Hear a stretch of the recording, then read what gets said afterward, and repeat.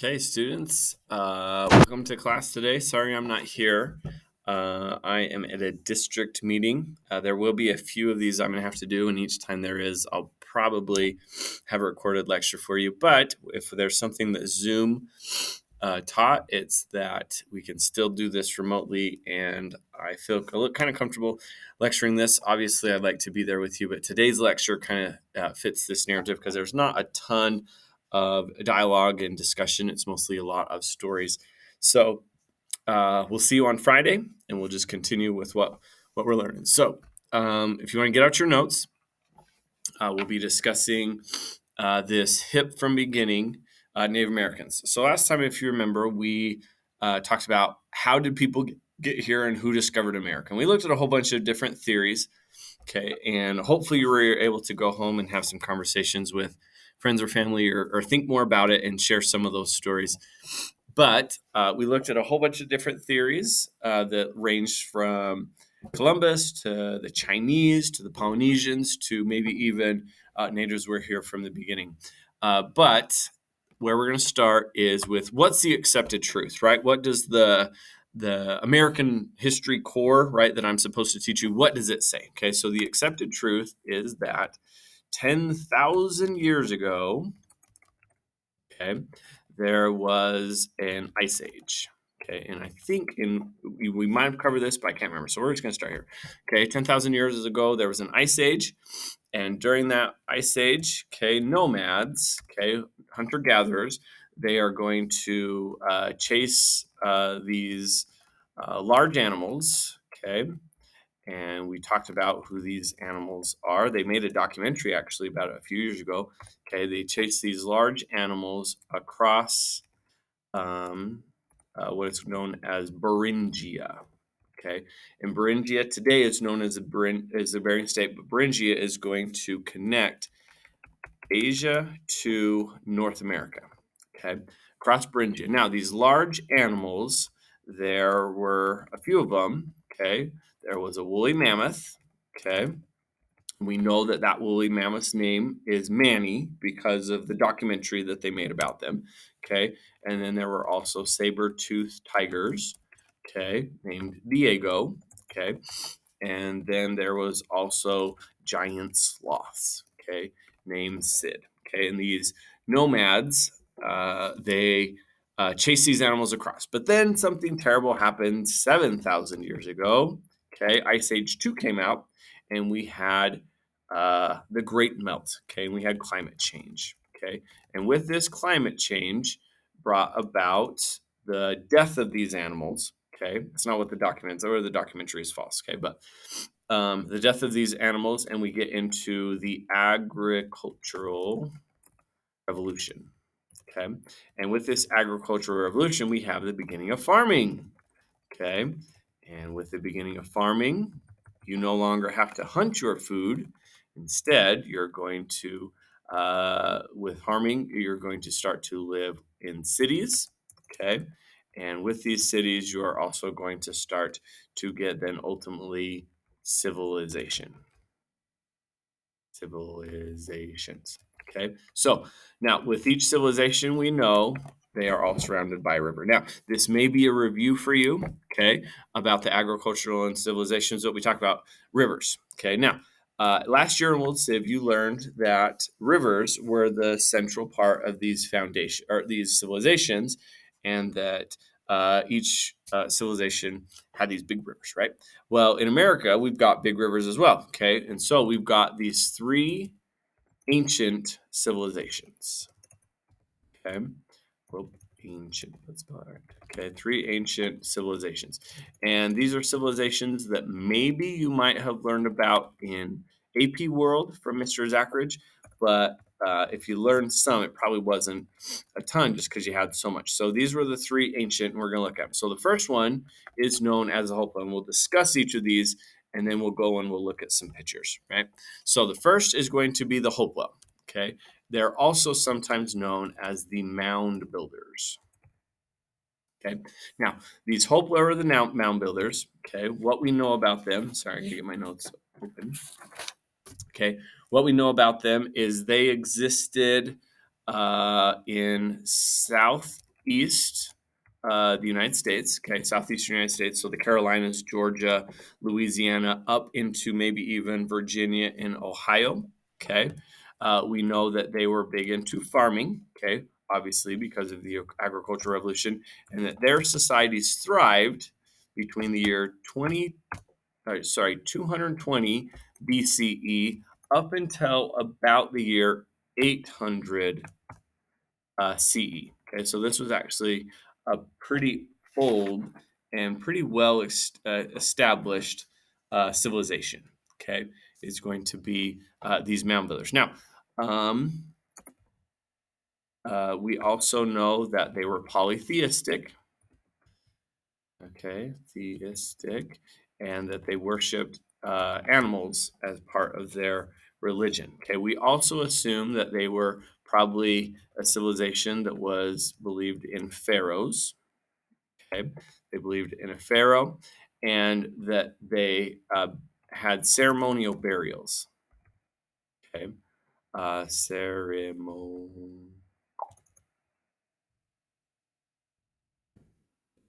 No, that's not spelled right. Ceremonial. Is that spelled right? Okay. Oh, we'll get it figured out. Okay. Oh, let's go with pharaoh. Okay. All right, they had ceremonial burials. Okay.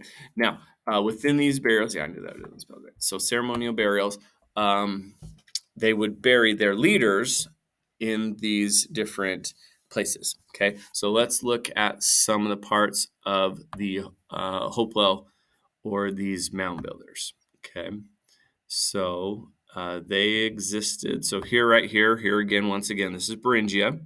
Okay, then we have the Hopewell in this interaction that existed um, with the this is all their things. And every time you see this little red dot, that is a signal of this is where a bound is. So the oldest one is right here. So it's called Poverty Point. Okay, it's the oldest of these civilizations. And these natives, this is where they lived. And then this was kind of their mound that they built in. You can't see it very good, but this is actually kind of in the shape of a bird, right? So this is what it looks like today in a modern sense. Okay. All right. Then this is the most famous of all these mounds. Okay. This one's in Ohio and it is shaped like a snake. Okay. And luckily, what's kind of cool is this mound has survived.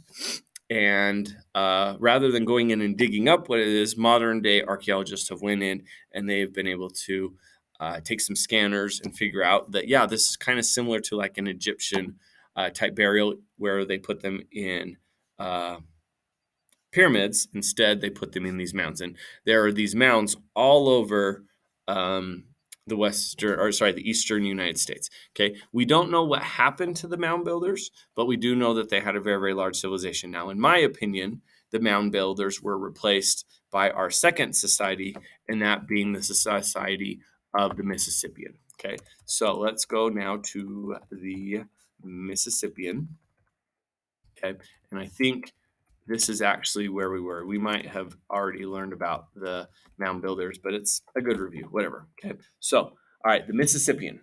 Okay. Now, the Mississippian, they as a society, they existed from about 800 CE, okay, up until about the year 1400 CE. Okay. Now, in my opinion, the Mississippian either replaced or converted or changed or whatever. But I think that there was connection between the Hopewell directly into the Mississippian, and that they kind of either conquered each other or mixed or grew, or maybe their government changed or something like that. But this is the largest. Now, the Mississippian, they themselves were also mound builders. Okay. Besides that, we do know that they had a king. Now, this was not a pharaoh person, but this was an actual king, and they had a caste system. Okay, where you have rich, you have poor, you have middle class. Okay, we also know that they were monotheistic. Okay, that they were monotheistic, meaning they worship one God, and the God that they're going to worship is known today as the sun god. Okay, and we're going to watch a little bit about the Mississippian society in a documentary in just a little bit. Okay, now we know that they also built temples. Okay, They had a lot of art. They also had sport. Okay. And the sport they played was a sport known as chunky. Okay. And we're going to look at what chunky is. Now, if you have a society that has sport, that tells you a lot about their society. It says that they have free time, okay, for entertainment. Okay. The whole plight of humankind has been, do we have enough food to survive? Okay. We as a society, obviously, we have enough food to survive because of how much free time we have. The very fact that we get to sit in school for as long as we do and not have to be working for food is proof about how advanced our society has become. Okay. Now, we also know that they were big farmers. Okay. And in farming, they did a cash crop. Okay. And the cash crop, they grow. Now, there's a difference between farming for substance and farming for a cash crop. Okay. A cash crop, you grow to trade. Okay. A substance farming, you grow to eat. Okay. And so if you are growing so much food that then you can trade it, that says again how advanced your society is. Okay. And the society they are going to have is they are going to be big into corn. Okay. That's going to be the crash crop. Now, the interesting thing is each continent has a different form of grass. Okay. That as these grasses developed during the agricultural revolution, each continent developed a different grass that is their main source of food. So in the Americas, that grass turned into corn. Okay. In Europe, that grass turned into wheat. In Asia, that grass turned into rice. And in Africa, that rice was something called millet. Okay. And so those are the major forms of substance, okay, or carbs for each one of these civilizations. Okay. And so these mound builders, they built a lot of corn. Okay. We also know they had a vast trade network, and that trade network extended all throughout the rivers. Okay.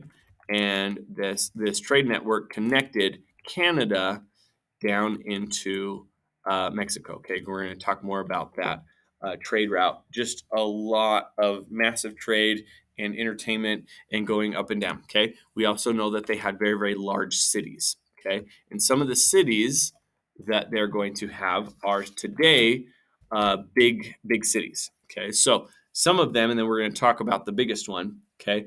One is going to be a city called Aztalion. Okay. Maybe some of you might have heard of that city. Okay. Or the city of Natchez. Okay. Not Natchez. Natchez. And then you also have the city of Spiro. Okay. And these are all the large Mississippian cities. But the largest one, okay, and the one we're going to put kind of say this one is the one that was the big one. Okay.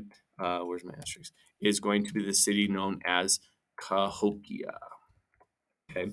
Now, Cahokia, at its height, it was probably the capital city. Okay. And its height was in the year 1300. Okay. CE. And in its height, Cahokia had a civilization of 20,000 people. Okay. And that for a ancient civilization is giant.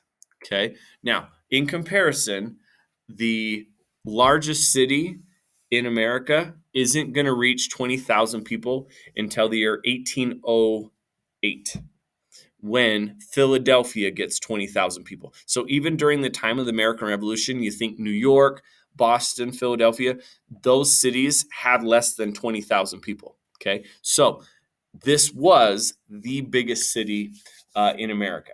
Okay, so let's learn a little bit more about these Mississippians. So you can see they were still even very much tribal. Okay, but they all came together. Okay, and you can see right here, here is the capital city of Cahokia.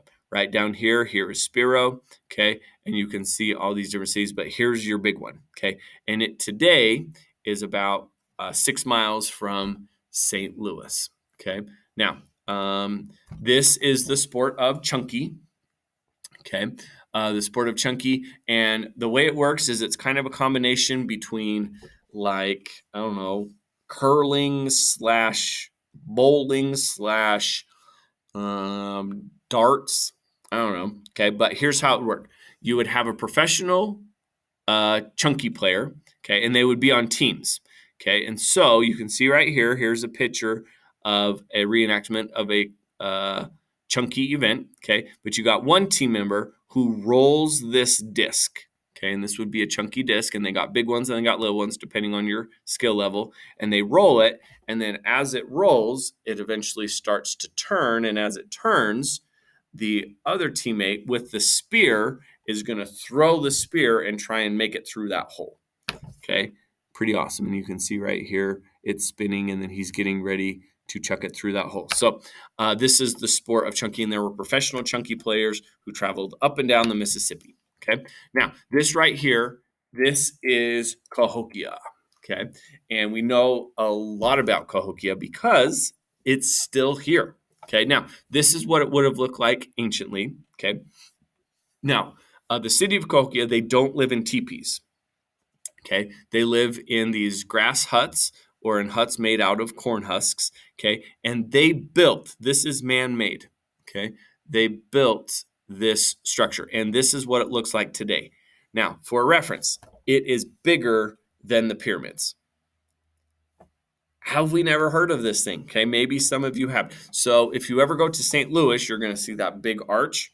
Well, if you go a few miles, 6 miles farther, you can go visit Cahokia and learn more about the Mississippian. Okay, now I'm not sure if the sound is going to work on this.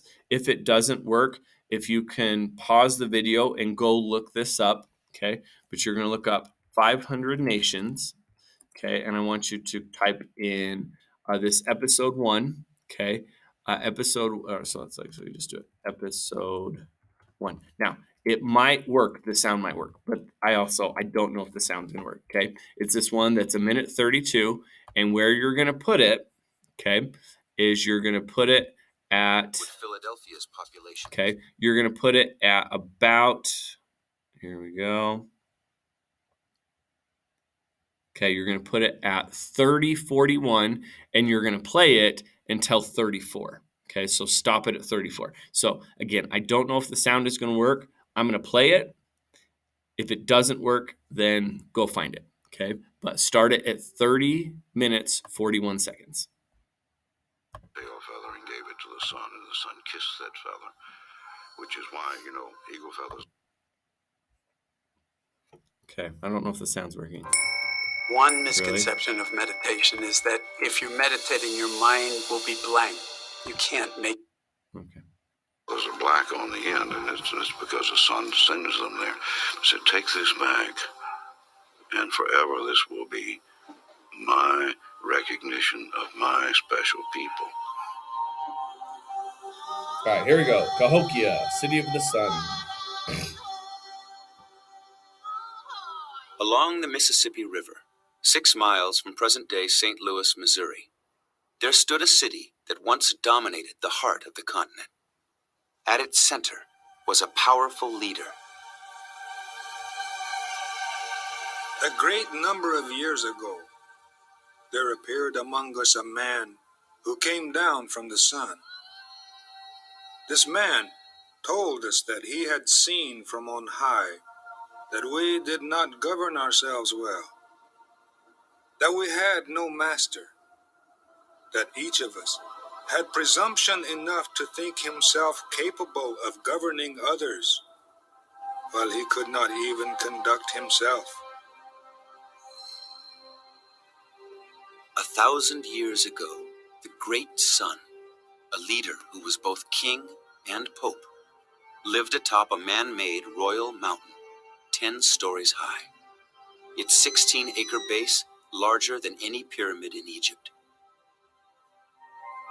He told us that in order to live in peace among ourselves, we must observe the following points. We must never kill anyone but in defense of our own lives.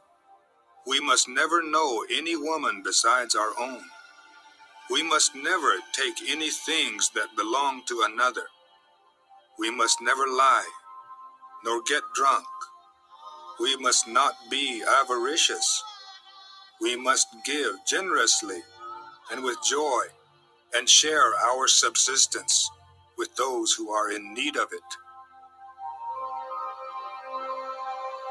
From the heights of his royal estate, the great sun mediated between the Creator and the people, between the sun and the earth. This is Cahokia, city of the sun. The great sun ruled the thriving center of a vast Mississippian culture. Outside the walled city, communities of farmers, hunters, and fishermen stretched for miles, surrounded by fields of corn. With 20,000 residents, no city in the United States would surpass Cahokia's historic size before 1800. Only then would Philadelphia's population eclipse the ancient center. These people lived in daub and wattle houses on top of the principal people did, the priest and the royalty. They lived in very substantial houses, not teepees. Not teepees. Teepees, Western Plains people. Okay, you can tell right there, he is sick and tired of explaining that these are not teepee people, okay, that they live in houses. So that is going to be a little bit about Cahokia, and hopefully you stopped at 34 minutes. Okay, so what happened then? What happened to the Mississippian? Okay, well, we're going to answer that question because we actually know what happened, or at least we think we know what happened based off of stories, okay, in anthropology. But what happened is around the year 1260, okay, around the year 1260 CE, there was a big civil war. Okay, and we don't know if it was because of the death of the king or whether there was a food shortage or what it was, but we do know that there was a giant civil war. Then we also know that between the years 1280 to 1290, somewhere in there, there was a great flood. Okay, and this flood came in and weakened the population, destroyed tons of clubs. And you think, is there really a natural disaster big enough to do that? Well, this is the Mississippi. Are there enough rivers or natural disasters where the Mississippi sometimes floods out? Yeah, okay. An example of that might be, do you remember Houston a few years ago? And if not, you can maybe think of Hurricane Katrina, right? But these are disasters where you can get tons and tons of rain and flooding that comes out. Now, for comparison, okay, there was enough rain that fell in Houston in, I think, 2016 or something to fill up Lake Powell 3 times. That is a ton of water, okay? And this ancient civilization just, they were so weakened that any power that they did have was in many ways kind of taken away, okay? And that then around the year 1400, they are going to be conquered, okay, by nomadic tribes, okay? And these nomadic tribes are different than the Mississippian, okay? These nomadic tribes, they were hunters, and what were they hunting? They were hunting buffalo, okay? They were hunters. They also were great warriors, okay, who were people of very much war, okay, kind of the bow and arrow, and they themselves lived in teepees, right? And we know their names. These are tribes that today are known as the Great Plains tribes, okay? And some of those tribes are tribes like the Sioux, like the Apache, like the Cheyenne, okay, well, Cheyenne, like the Shoshone, or even, yes, the Ute, okay? And so there were a lot of these tribes that came in that were hunter-gatherers, and they took this land. Now, the Europeans then, when they came in contact with the Indians, they never met anyone from the Mississippian. Who did they come in contact with? These warring tribes, okay, these Great Plains tribes that lived in the teepees and bow and arrows and buffalo and stuff like that, okay? So this is then where we go. So these Mississippian, okay, they were a vast culture, a lot of hipness, a lot of diversity, a lot of trade, a lot of interaction, and then they themselves were eventually conquered around the year 1400, okay? So get to know the Mississippian. They were the largest of all of these civilizations, but they're not the ones that we're going to focus on too much because they're in the Great Plains. The last civilization we're going to talk about is the Anasazi. Okay. Now the Anasazi, this is the tribe, okay, the Anasazi that exists right here in the Four Corners, Utah area. Okay.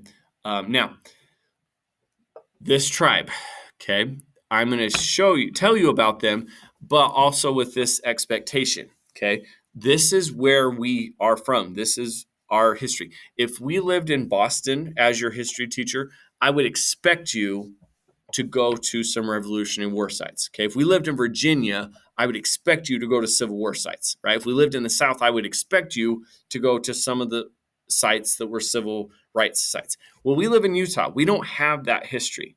The history we do have is the Anasazi. Okay.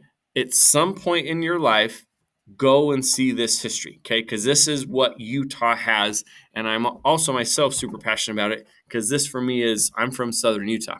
Okay. And I'm going to show you a bunch of cool places that you can go and visit. Okay. So first, let's get back to our notes. So the Anasazi. Okay, so the Anasazi, they live in Southwest United States. Okay, in the Southwest United States, around like the Colorado River, the Four Corners area, is that good farming land? No. Okay, but more than that, what's the temperature? Does it get hot? Yep. The Great Plains, it can reach up to 120 degrees. Okay, now in the Great Plains, like the Midwest or even back east, it doesn't get that hot. It will reach 100, but it doesn't reach 120. But it can also get down to minus 20. Okay. In Georgia, it'll reach 100, but very rarely does it drop below freezing. Okay. And when it does, it's like epic. Okay. Where here in the Southwest, it gets super hot and super cold. So we have this huge range of temperature change. So if you live here, you must have a pretty advanced society in order for you to survive. Okay. We also know that they were big into farming. And because they were farmers in this area, we know that they were good at irrigation. Okay. Lots and lots of irrigation. Now, how did they survive? Well, they irrigated, but also their houses. Okay. How did they live? Well, they lived in pit houses, okay, which were houses where they dig out underneath and then they put sticks over the top and then they live below ground. Even pioneers, when they first came and lived in Utah, most of them lived in what they called dugouts. Okay. The Anasazi, we call them pit houses. Okay. But it's essentially dugout. But they also, besides living in the pit houses, we're going to look at some examples, they're also going to live in apartments. Okay. And some of them are 5 stories high. Okay. And what they're made out of is they're made out of adobe. Okay. Now, what is adobe? Adobe is a type of cement. Okay. And they still make adobe. Okay. If you go into areas of the Southwest, you'll see houses made of adobe. Now, adobe houses, the walls are sometimes 4 or 5 feet thick. That's how they're able to build these big apartments where they're able to put families on top of each other. Now, adobe houses are awesome for living in this type of environment, and it shows about the vast amount of technology they have. So, in my neighborhood where I live, there is a woman who has built an adobe house. Okay, and there was, when we first moved in, we were trying to get to know our neighbors, and it was a super, super hot summer. And our house, the air conditioning was running 24/7, and we just couldn't get our house cooled down, right? It was just like so hot. And anyways, one day we went to go visit her, introduce ourselves, to go over play cookies, wherever, and we knock on our door, and as soon as she does, this rush of like cold air just hits us, and we're like, oh, it's so nice. She's like, come on in. And we're sitting there and we're like, how is your house so cold? Your air conditioning bill must be insane. And she said, I don't have air conditioning. And we're like, what? You don't have air conditioning? How is this possible? She says, my house is made out of adobe. And I'm like, all right, explain how this works. So she said, the adobe technology was invented by the Anasazi Indians. And she says, the way it works is this, okay? In the summertime, when it's super, super hot, what happens is during the night, you sleep outside. Okay. You sleep outside because your house during night is hot, but during the day, during night, you sleep outside. And so she says, I actually just have a bed outside. It's wonderful. And during the nighttime, you get that nice breeze, sleep under the stars. She said, but then in the morning, when the sun comes up, what's happened is the house all night has cooled down because that nice, cool night air has cooled down all the adobe. And when it gets hot outside, she goes inside, and now her walls are cold to the touch. And it's super, super nice. And she's just able to enjoy herself indoors during the hot of the sun. But during the day, what happens is the adobe house, it heats up. And by the time it gets to, I don't know, 7, 8 o'clock, it's actually pretty hot inside. But then by that point, you just go outside. Okay. And so she's like, it's a super easy thing. I said, okay, but what about the winter? She said, well, in the winter, it works the opposite. And she did have a fire pit. Okay. But in the winter, what happens is during the day, that nice hot sun, it warms up the adobe house, and you can live outside during the winter. Yes, it's like 30 degrees, maybe 25. You just put a coat on, sit around a fire, it would be just fine. But at night, when it drops down to 0, you go into your house, and what's happened is your house has heated up all day, and it's actually nice and toasty warm, and you can sleep. Now, by morning time, it's pretty cold, but you go outside, build a fire, you're just fine. And so these adobe houses, they were able to survive, and it's still technology that's being used today. Also, with these pit houses or these adobe houses, they also built in air conditioning units. And the way you do it, so you know how the wind from the south is super, super hot, but the wind from the north is cold. Well, they would build little holes that face north, and when the wind blew, that nice cool air, it would blow through and cool down the houses. But then they would block it for the south wind, and then they wouldn't get the cool. So the wind coming through. Now, they also, as a society, they were polytheistic. Okay. They worship lots and lots of different gods. And at the end, we're going to talk about some of those gods. Okay. We also know that they were a democracy. Well, polytheistic, that's about right. Polytheistic. Nope. Well, yeah. Theistic. All right. Aren't you working here? Polytheistic. I don't know. Okay. Well, whatever. Okay. They also were a democracy. Okay.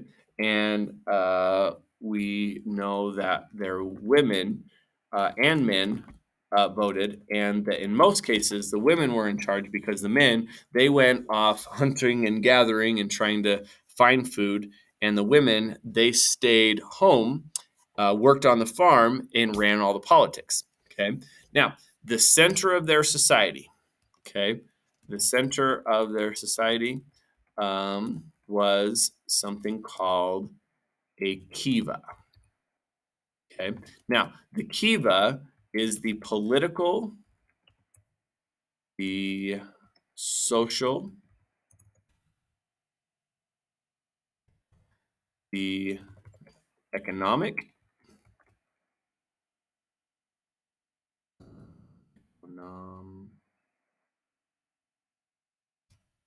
and cultural center. Okay. And cultural center.